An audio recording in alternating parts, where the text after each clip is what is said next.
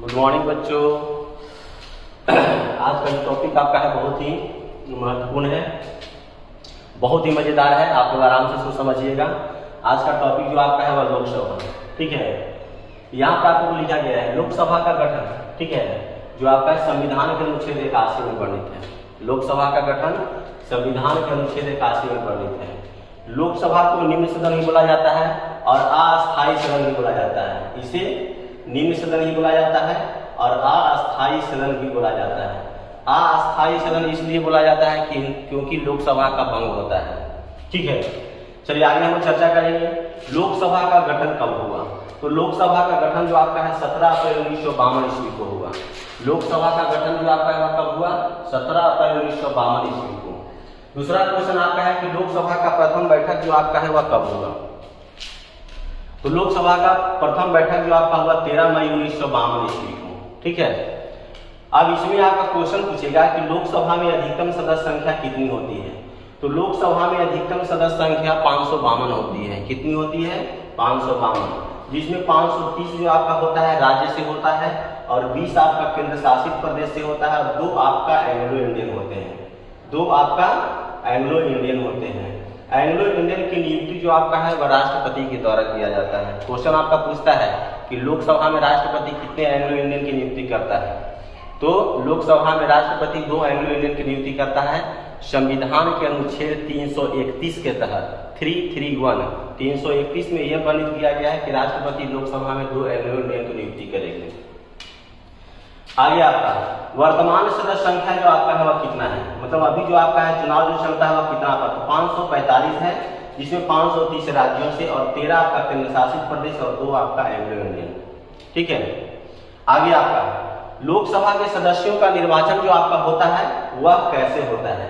तो लोकसभा के सदस्यों का निर्वाचन जो आपका होता है वह होता है 18 वर्ष के वयस्क मताधिकार के आधार पर इनका निर्वाचन किया जाता है। क्या किया जाता है? 18 वर्ष के वयस्क मताधिकार के आधार पर इनका निर्वाचन किया जाता है। फिर आपका है कि लोकसभा में जो एससी सीट जो आपका है, ठीक है, यानी कि अनुसूचित जाति का कितना सीट आरक्षित है। तो अनुसूचित जाति का सीट जो आपका है 84 सीट, जबकि एसटी शेड्यूल्ड ट्राइब यानी आदिवासी अनुसूचित जनजाति इनके लिए जो आपका है वह 47 स्थान को आरक्षित कर दिया गया है। ध्यान से फिर देखिएगा, एससी के लिए 84 और एसटी के लिए 47 सीट आपका आरक्षित है। आगे आपका है ये क्वेश्चन आपका है बड़ा इंपॉर्टेंट है, बहुत बार पूछा जाता है कि कैसे संविधान संशोधन द्वारा जो आपका है लोकसभा की सीटों की संख्या को जो आपका है या विधानसभा की सीटों की संख्या को यथावत 2026 तक कर दिया गया है। तो ध्यान दीजिएगा 84वां संविधान संशोधन 2001 द्वारा लोकसभा हो या विधानसभा हो इनके सीटों की संख्या जो आपका है 2026 तक यथावत कर दिया गया है। मतलब घटने बढ़ने का कोई चांस नहीं है। जो सीट अभी है उसी सीटों पर 2026 तक आपका काम चलेगा। आगे आपका है लोकसभा की अवधि। अब यहाँ पर समझेंगे कि लोकसभा की अवधि को क्या समझेंगे। तो देखिए आपका लोकसभा की अवधि जो आपका होता है या लोकसभा के सदस्यों का जो आपका है जो कार्यकाल आपका होता है वह 5 वर्ष का होता है। लेकिन यहाँ पर समझेंगे कि लोकसभा की अवधि जो आपका होता है वह 5 वर्ष के लिए होता है। लेकिन 5 वर्ष से पहले भी आपका है कि जब सरकार गिर जाती है तो लोकसभा जब उसका विघटन हो जाता है तो कहा जाता है कि बीच में मध्यावधि चुनाव को कराया जाता है।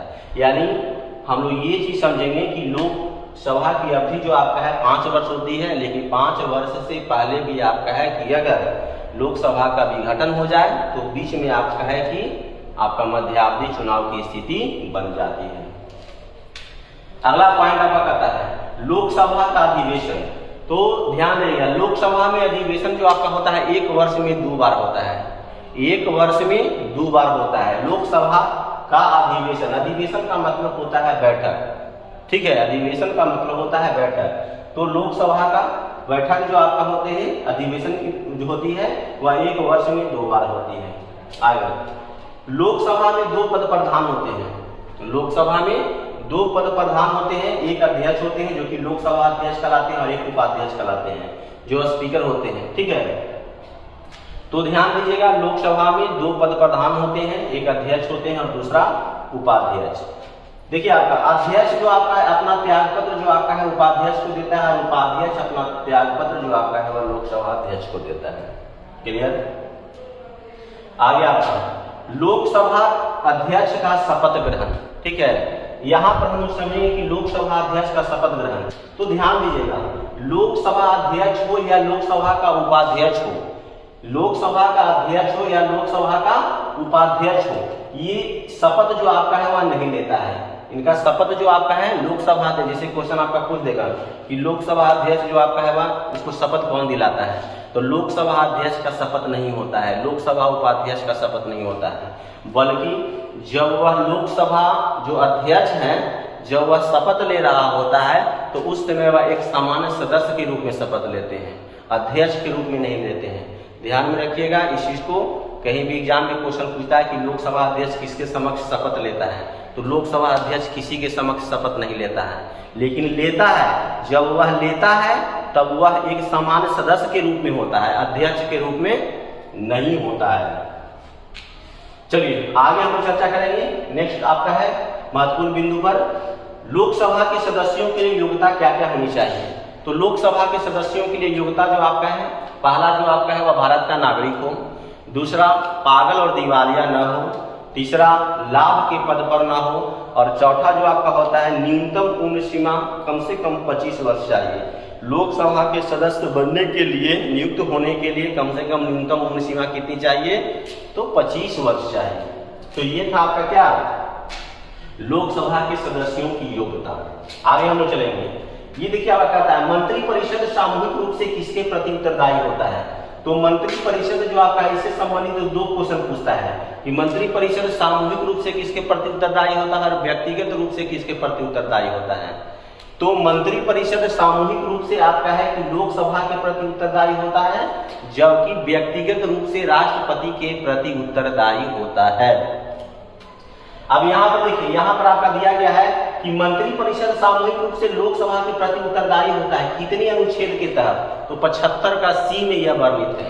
ठीक है, यह वाक्य जो आपका है वह कितने अनुच्छेद के अंतर्गत, तो संविधान के अनुच्छेद 75 के सी में यह वर्णित है कि मंत्री परिषद सामूहिक रूप से लोकसभा के प्रति उत्तरदायी होता है।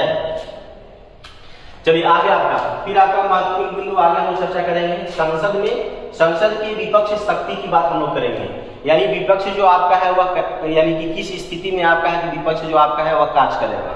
तो यहाँ पर देखिए लिखा गया है कि जिस दल के सदस्य संख्या सदन के कुल सदस्यों के 10वें भाग के बराबर हो, तब वैसे स्थिति में विपक्ष जो आपका है वह अपना कार्य करेगा। अगर 10वें भाग के बराबर भी आपका है कि नहीं होता है तो समझिए कि वह विपक्ष में बैठने लायक नहीं है। अगर आपका देखिए इसी से संबंधित क्वेश्चन आपका है रेलवे में पूछता है कि लोकसभा के प्रथम विपक्ष के नेता कौन थे। तो लोकसभा के प्रथम विपक्ष के नेता थे राम शुभम सिंह, इनका कार्यकाल 1969 में ये आए थे।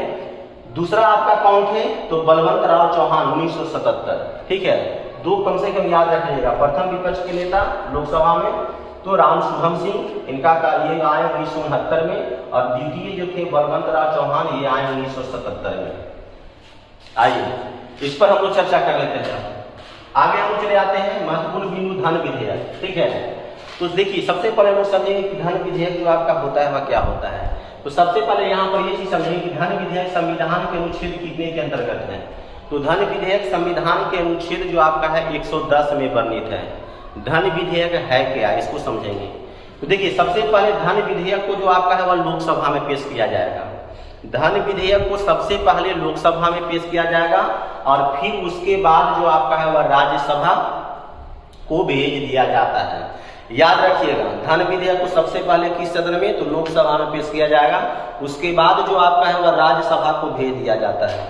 अब यहाँ पर की और जान जाइए, जब धन विधेयक को जो आपका है कि लोकसभा से जब आपका है कि राज्यसभा में भेज दिया जाता है, तो राज्यसभा जो आपका है उसमें कुछ नए चीज को संशोधन करने के लिए सिफारिश कर सकता है, संशोधन नहीं कर सकता है। राज्यसभा का धन विधेयक पर कोई अधिकार नहीं है, उसमें कोई संशोधन कर सकता है। हाँ, बल्कि वह लोकसभा से यह सिफारिश करेगा कि हाँ इसमें कुछ संशोधन होना चाहिए। ठीक है, लेकिन यह निर्भर करता है लोकसभा पर कि हाँ उस दिए गए राज्यसभा जो किया गया मांग है इस पर ही मतलब कि अमल करेगा या नहीं करेगा। यह निर्भर करता है लोकसभा पर कि राज्यसभा द्वारा कहे गए बातों पर, मांगे गए सिफारिश पर ये लोकसभा अपने आप, ठीक है, वह खुद निर्भर करेगा। ऐसा नहीं है कि हाँ राज्यसभा को कोई प्रेशर है कि नहीं करना ही पड़ेगा, नहीं, यह जो आपका निर्भर होता है लोकसभा पर निर्भर है कि उनकी बात को मानेगा या नहीं मानेगा। तीसरा बात आपका क्या है कि धन विधेयक को आप राज्यसभा में अगर आपको भेज दिया जाता है तो राज्यसभा अगर धन विधेयक को 14 दिन तक अगर आपको है कि वह रोक लेता है तो समझिए कि वह धन विधेयक जो आपका है ऑटोमेटिक पारित हो जाएगा सदन से, ठीक है। तो ये भी ध्यान रखना है कि अगर धन विधेयक को अगर लोकसभा में डाल दिया जाता है और लोकसभा से राज्यसभा में चला जाता है और राज्यसभा इसको 14 दिन से ज्यादा तक अगर आपको रोक लिया तो समझिए कि वह धन विधेयक जो आपका है वह स्वतः अपने आप पारित हो जाता है सदन से, ठीक है।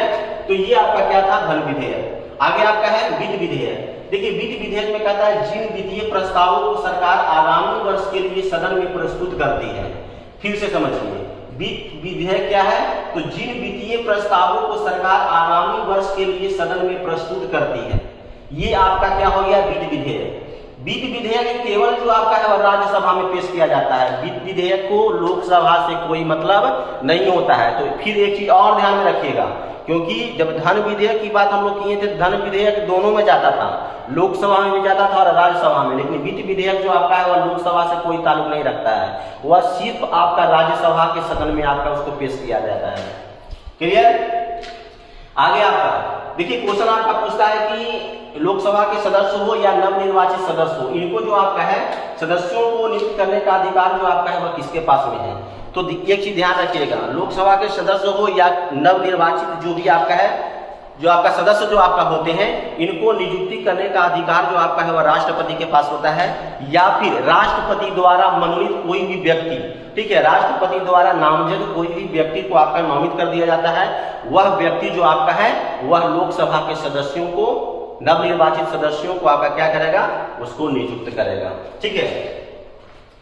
आगे आपका है लोकसभा अध्यक्ष और उपाध्यक्ष को कैसे हटाया जाएगा। तो देख लीजिएगा, लोकसभा अध्यक्ष और उपाध्यक्ष को हटाने के लिए आपका है कि लोकसभा के सदन, जो लोकसभा के सदन है, उन सदस्यों के 2/3 सदस्यों के बहुमत से आपका है कि लोकसभा अध्यक्ष या उपाध्यक्ष को आपको है कि यानी कि आपका है कि हटाना पड़ता है, ठीक है। अब यहाँ पर एक चीज और बात है, अगर मान लिया कि लोकसभा के अध्यक्ष या उपाध्यक्ष को हटाना है तो उसे कितने दिन पहले आपका सूचना करना पड़ेगा। तो ध्यान दीजिएगा, लोकसभा अध्यक्ष या उपाध्यक्ष को हटाना है तो सदन के 2/3 सदस्यों का बहुमत तो जरूरी है ही, और दूसरा में आपका क्या है कि कम से कम 14 दिन पूर्व जो आपका है उसको सूचना देना होता है, ठीक है। आगे आपका एक देखिए, आपका इसमें आपका होता है एक चीज और आपको जान जाइएगा, कोरम गणपूर्ति, ठीक है। ये बहुत क्वेश्चन आपका पूछता है कि कोरम गणपूर्ति जो आपका होता है वह क्या होता है। तो कोरम गणपूर्ति का मतलब होता है किसी भी सदन को चलाने के लिए, किसी भी सदन को चलाने के लिए जो आपका है उपस्थित जो आपका है न्यूनतम सदस्यों की संख्या, उपस्थित न्यूनतम सदस्यों की संख्या जो आपका होता है वह कोरम गणपूर्ति को दर्शाता है। तो लोकसभा हो या राज्यसभा या फिर आपका विधानसभा, सभी में आपका है कोरम गणपूर्ति का मतलब आपका कोरम गणपूर्ति सदस्यों की संख्या जो आपका होता है वह कुल सदस्य संख्या का 1/10 भाग होता है।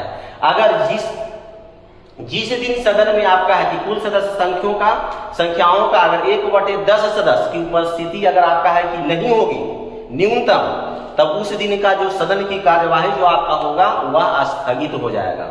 उस दिन सदन में कार्यवाही जो आपका है वह नहीं चल पाएगा, क्योंकि कोरम गणपूर्ति आपका ये चीज बताता है कि न्यूनतम सदस्य संख्या कुल सदस्य संख्या का 1/10 भाग होना जरूरी है सदन की कार्यवाही चलाने के लिए। तो ये आपका था कोरम गणपूर्ति। आगे आपका क्वेश्चन है लोकसभा अध्यक्ष का वेतन जो आपका है वर्तमान में कितना है। तो 4 लाख रुपया मासिक है, जो कि भारत के संचित निधि से दिया जाता है। अगला आपका मध्यावधि चुनाव। देखिए मध्यावधि चुनाव में आपका है, सबसे पहले समझेंगे कि लोकसभा में मध्यावधि चुनाव मतलब आपका है कि किसे कहते हैं या क्या होता है, कैसे होता है, इस चीज को हम जानेंगे। तो लोकसभा मध्यावधि चुनाव का मतलब आपका होता है कि बीच में ही चुनाव प्रक्रिया को अपनाया जाना ही मध्यावधि चुनाव कहलाता है। इसको छोड़ के भी हम लोग देखेंगे तो मध्य की अवधि में चुनाव की प्रक्रिया को अपनाया जाना ही मध्यावधि चुनाव होता है। अब देखिए कि मध्यावधि चुनाव किस कंडीशन में होता है। सबसे पहले यहाँ देख लेंगे कि यह संविधान के अनुच्छेद कितने में वर्णित है। तो यह संविधान के अनुच्छेद 85 के बी में वर्णित है, 85 के बी में वर्णित है। मध्यावधि चुनाव होता क्या है, ध्यान से सुनिएगा। जब केंद्र में चल रही सरकार अपनी बहुमत को क्या करता है, खो देता है। जब केंद्र में चल रही सरकार अपनी बहुमत को क्या करती है, खो देती है। और अगला जो आपका है विपक्ष पार्टी भी जो आपका है वो अपना बहुमत लाने की स्थिति में नहीं होता है। तो वैसे कंडीशन में राष्ट्रपति को यह पूर्ण रूप में विश्वास हो जाता है कि अब जो आपका है बहुमत की स्थिति में जो आपका है कोई भी पार्टी नहीं आएगी। तो वो क्या राष्ट्रपति क्या करती है कि मंत्रिमंडल के लिखित सिफारिश के आधार पर आपका क्या करेगा कि वह आपका है कि लोकसभा को क्या कर देगा, भंग कर देगा। यानी लोकसभा को भंग कर दिया तो यानी बीच में आपका है कि भंग जब कर दिया यानी बीच में ही आपका चुनाव प्रक्रिया को फिर आपका है कि अपना लिया जाता है, जिसे ही मध्यावधि चुनाव कहते हैं। अभी तक जो आपका है भारतीय इतिहास में अभी तक जो लोकसभा जो आपका है वो आपका है कि 8 बार भंग हुए हैं। अभी तक जो आपका है लोकसभा जो आपका है कितने बार भंग हुए हैं, तो लोकसभा जो आपका है 8 बार भंग हुए हैं। सबसे पहले 1970 में, फिर 77 में, फिर 1979 में, फिर 1984 में, फिर 1989 में, फिर 1991 में, 1997 में, फिर 1999 में। फिर से सुनिए 1970, 77, 79, 84, 89, 91, 97, 99। अब आगे हम चले आते हैं महत्वपूर्ण बिंदु संयुक्त अधिवेशन पर। संविधान में संयुक्त अधिवेशन जो आपका है वह कितने अनुच्छेद के अंतर्गत है, तो अनुच्छेद 108 में वर्णित है। अब यहाँ पर देखिए संयुक्त अधिवेशन का मतलब क्या होता है। संयुक्त अधिवेशन का मतलब होता है कि संसद के दोनों सदन, लोकसभा और राज्यसभा का दोनों सदनों का बैठक जब आपका है कि एक साथ बुलाया जाना, एक साथ ही किया जाना, संयुक्त अधिवेशन होता है। संयुक्त अधिवेशन जो बुलाने का अधिकार है, एग्जाम में बहुत ही महत्वपूर्ण क्वेश्चन है। संयुक्त अधिवेशन बुलाने का अधिकार किसको होता है, इसकी अध्यक्षता कौन करता है। तो संयुक्त अधिवेशन बुलाने का अधिकार जो आपका होता है वह राष्ट्रपति, बुलाने का भी अधिकार और स्थगित करने का भी अधिकार राष्ट्रपति के पास होता है, जबकि संयुक्त अधिवेशन की अध्यक्षता जो आपका करेगा वह लोकसभा अध्यक्ष करेगा। दिमाग में रखिएगा। अब यहाँ पर बात करेंगे कि संयुक्त अधिवेशन आखिर किन किन स्थितियों में आपका बुलाया जाता है। तो संयुक्त अधिवेशन जो आपका है वह किन किन स्थितियों में बुलाया जाएगा, इसको हम समय लेंगे। जब एक सदन से किसी विधेयक को दूसरे सदन में आपका है कि भेज दिया जाता है और दूसरा सदन उस विधेयक से असंतुष्ट हो, असंतोष हो, तो वैसे कंडीशन में आपका क्या किया जाता है, संयुक्त अधिवेशन बुलाया जाता है। दूसरा कंडीशन आप देख लीजिएगा कि जब कोई विधेयक को किसी दूसरे सदन में भेज दिया जाता है और किसी दूसरा सदन जो आपका है वह 6 माह से ज्यादा तक रोक लिया जाता है, तो वैसे कंडीशन में आपका है कि सदन में आपका है कि संसद में जो आपका है वह संयुक्त अधिवेशन जो बैठक बुलाने का ठीक है समय हो जाता है। आगे आपका इसमें देखिए आपका कुछ आपका क्वेश्चन है। क्वेश्चन आपका है कि प्रथम लोकसभा अध्यक्ष कौन थे, इस तरह का क्वेश्चन आपका आएगा। तो प्रथम लोकसभा अध्यक्ष जो आपका थे वह जीवी मावलंकर, गणेश वासुदेव मावलंकर, यहाँ लिखा गया है। प्रथम लोकसभा अध्यक्ष कौन थे, तो जीवी मावलंकर, ठीक है। उसके बाद में दूसरा आपका महत्वपूर्ण बिंदु आपका ये चीज है कि प्रथम लोकसभा के उपाध्यक्ष जो आपका थे वह कौन थे, तो प्रथम लोकसभा के उपाध्यक्ष जो आपका थे वह कौन थे, आनंद सैनम, ठीक है। कौन थे, आनंद सैनम, ठीक है। तो आज के टॉपिक में जो आपका है वह हम यहीं पर आपका है कि समाप्त करते हैं, ठीक है। आशा करते हैं कि आप लोग को ये टॉपिक बड़ा ही आपका है कि आनंदमय जो आपका है या रोचक कहिए कि लगा होगा। तो अगर आपको अच्छा लगा होगा तो इसके लिए आप है कि सब्सक्राइब कीजिए इस चैनल को, ठीक है। कमेंट कीजिए, ठीक है। वाचिंग व्यू कीजिए, ठीक है। चलिए धन्यवाद।